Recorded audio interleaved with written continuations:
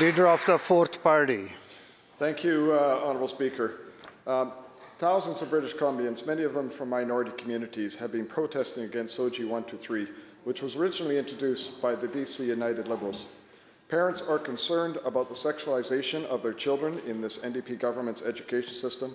Will the minister admit that SOGI 123 has been divisive, an assault on parents' rights, and a distraction on student education?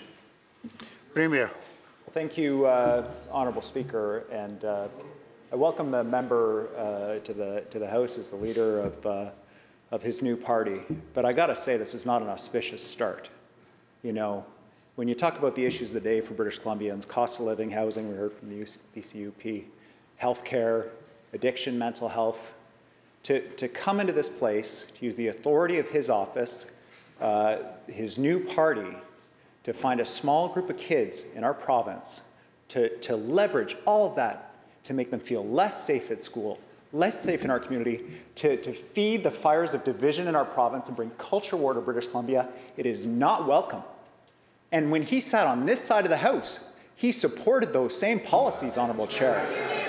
It is outrageous that he would stand here and do this. He sees political advantage in picking on kids and families and teachers and schools who are just trying to do their best for kids who are at risk of suicide, Honourable Chair. Shame on him. Choose another question.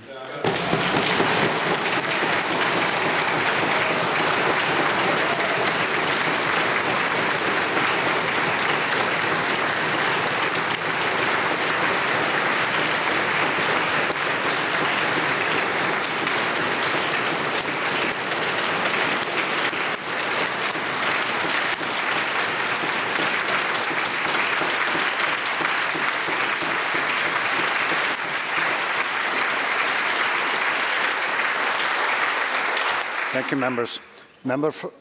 Leader of the Fourth Party, supplemental. Thank you, Mr. Speaker. And it's very clear that we're talking about a uniparty in this House, and that's fine in terms of it. But to the Premier, Mr. Speaker, what I find most offensive is that the division is being created by what this government is implementing. There are thousands of people taking to the streets. There are thousands of people protesting at school board offices.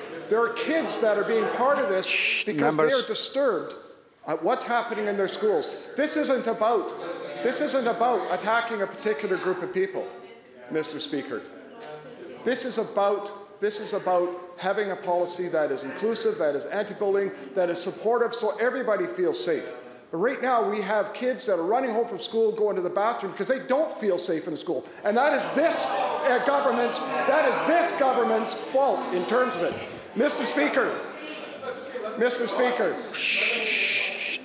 Question, please. Please. Mr. Speaker, in my riding, just recently with the protests that happened last week, 2 young Indigenous girls were suspended from school for participating in a protest. Now, whether or not, whether or not that action was appropriate, I can tell you, the mother of those 2 Indigenous girls is outraged at the fact that those kids are now being excluded from education. This is not what we want to be able to see. We need to be able to see an education system, quite frankly, that is accepting of everybody. So the question, once again, to the Minister or to the Premier, if he cares to take it, will the Minister actually look at this? Look at the divisions that this is creating.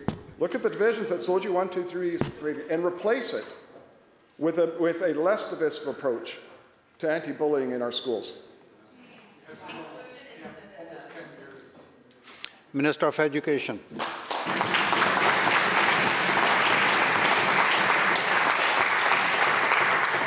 Thank you, Mr. Speaker. Mr. Speaker, I'm so saddened that the member opposite is talking about this.